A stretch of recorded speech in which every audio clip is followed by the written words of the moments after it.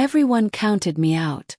Until my son opened the safe I kept hidden for 35 years. I'll never forget the look on my son's face when he burst into my bedroom and saw me on the floor, gasping for air, while his wife stood over me holding a pillow. She fell. She overdosed. Simone screamed, tears streaming down her face. I was trying to help her breathe. For one terrible moment, I saw the confusion in Daniel's eyes. He wanted to believe her. Of course he did.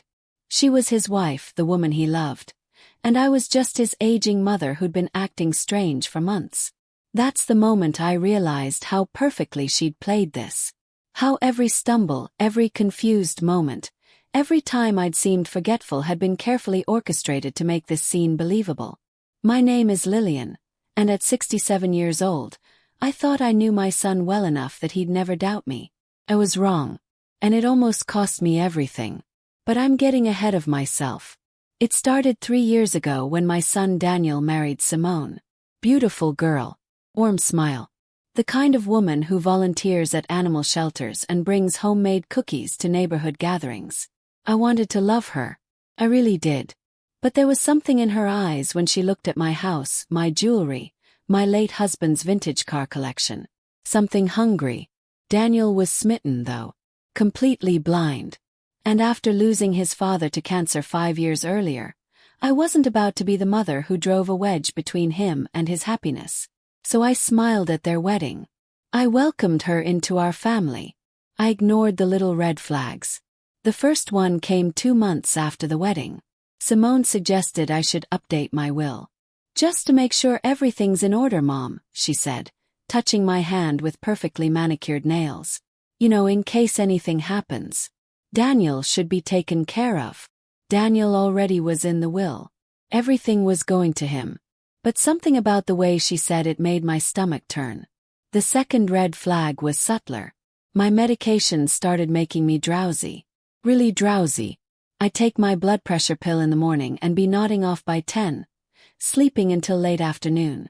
My doctor was puzzled when I mentioned it during a checkup.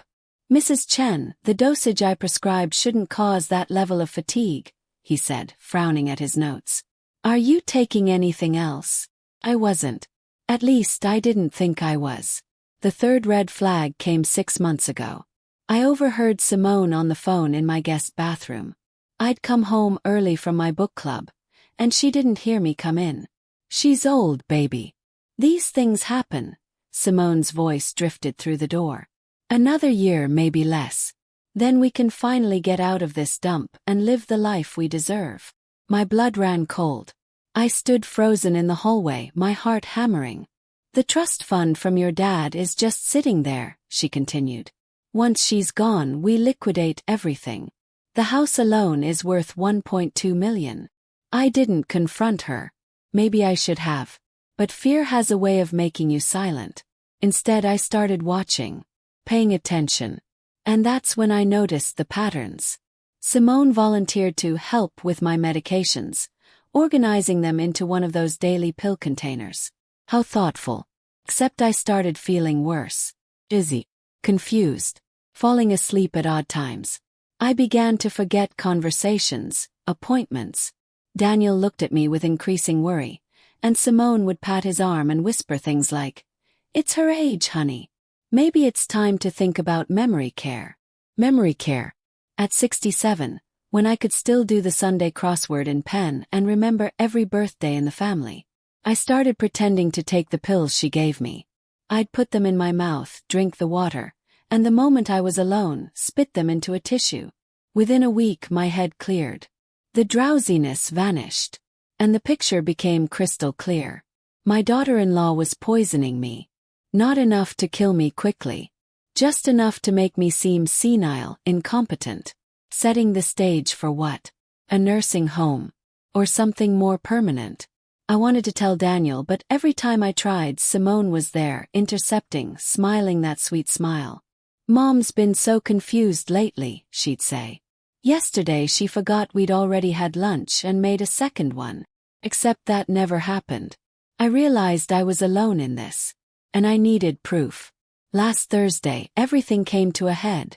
Daniel was away on a business trip to Seattle. 3 days. Simone suggested she stay with me to keep me company. I couldn't say no without seeming paranoid or worse, senile. That night she made dinner. Chicken piccata. My favorite. She served it with a glass of wine and that warm, caring smile. Eat up, Mom. You need your strength. But only after I watched her eat from the same pot. The wine, though, I barely touched it. Just wet my lips and pretended to drink. An hour later I started feeling strange anyway. Heavy. Like my limbs were made of concrete. My vision blurred at the edges. "Oh, you don't look well," Simone said, her voice floating from somewhere far away. "Let me help you to bed." She guided me to my bedroom, and my body wasn't responding right. I tried to speak, but my words slurred.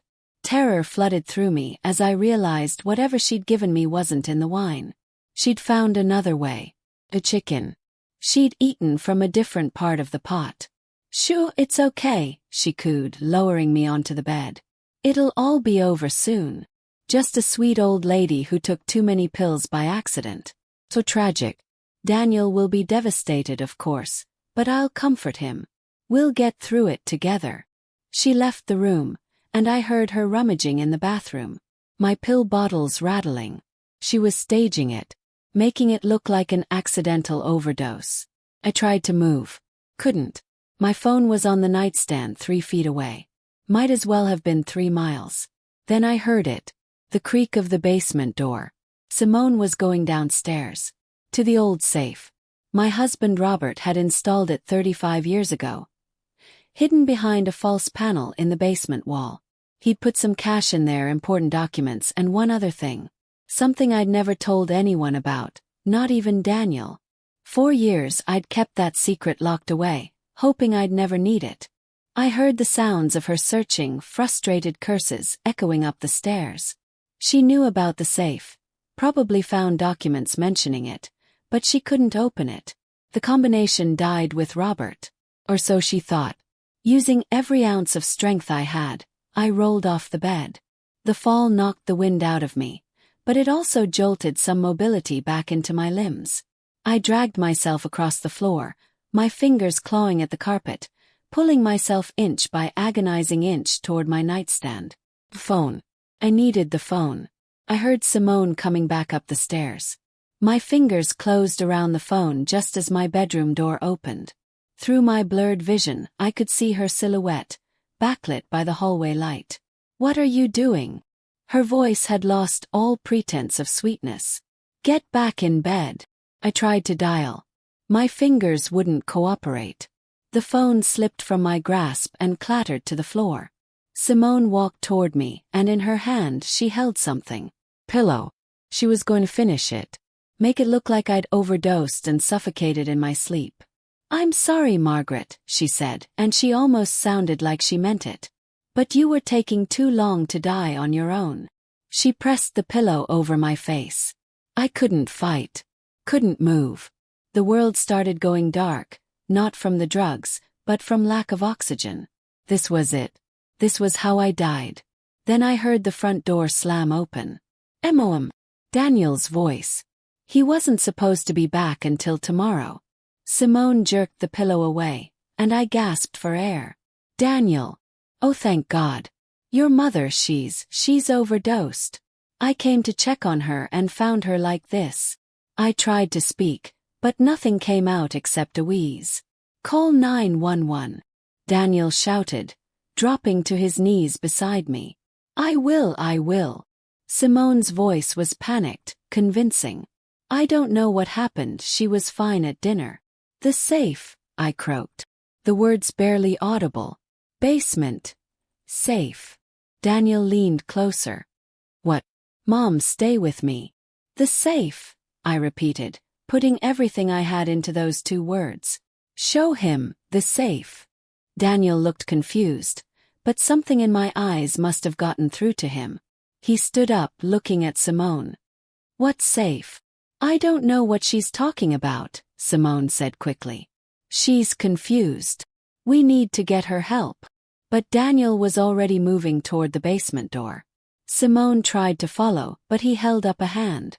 Stay with her. I'll be right back. I heard him going down the steps, and Simone's mask finally cracked. She looked at me with pure hatred. What did you do? She hissed. Smiled. Or tried to. Probably looked more like a grimace. 5 minutes later, Daniel came back upstairs.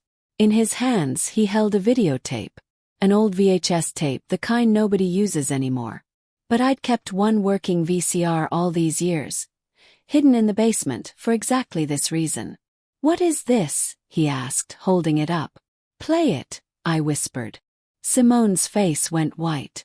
Daniel went to the basement again, and moments later, I heard voices echoing up. My voice. Simone's voice.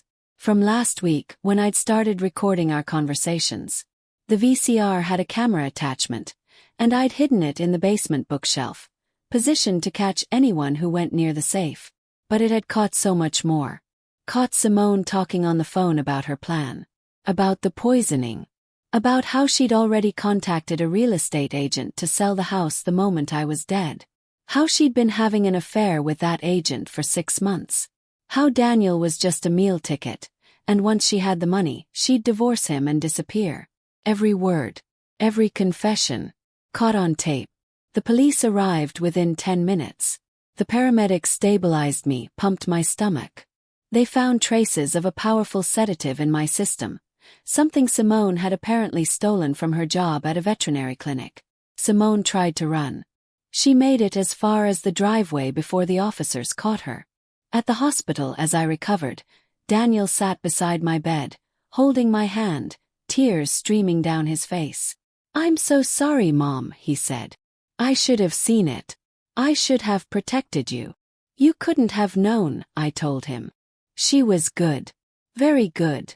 The safe, he said. How did you know to record her? How did you know to hide it there? Smiled. Your father always said to trust my instincts. And my instincts told me that if anyone ever wanted to destroy this family, they'd go looking for that safe. So I made sure something was waiting for them when they did. Simone was charged with attempted murder, fraud, and a dozen other charges. The evidence was overwhelming. She's currently serving 15 years. Daniel is healing. Slowly. He's dating again, a kind woman who works at the library and doesn't care that he's not wealthy. Who loves him for exactly who he is. As for me, I moved the safe. Changed the combination. And I added something new to it. A letter to Daniel, explaining everything I've learned about trust, instincts, and the difference between love and manipulation. I hope he never needs it. But if he does, it'll be there waiting. Because that's what mothers do. We protect, we plan, and we never ever give up on our children. Even when everyone has counted us out. If this story taught you anything about trusting your instincts, about paying attention to the red flags, or about the lengths we go to protect the people we love, I hope you'll share it. Subscribe to hear more stories like this one. And remember, you are never too old, too weak, or too vulnerable to fight back. Sometimes, survival is just about being smarter than the people trying to destroy you. And maybe keeping a VHS camera hidden in your basement.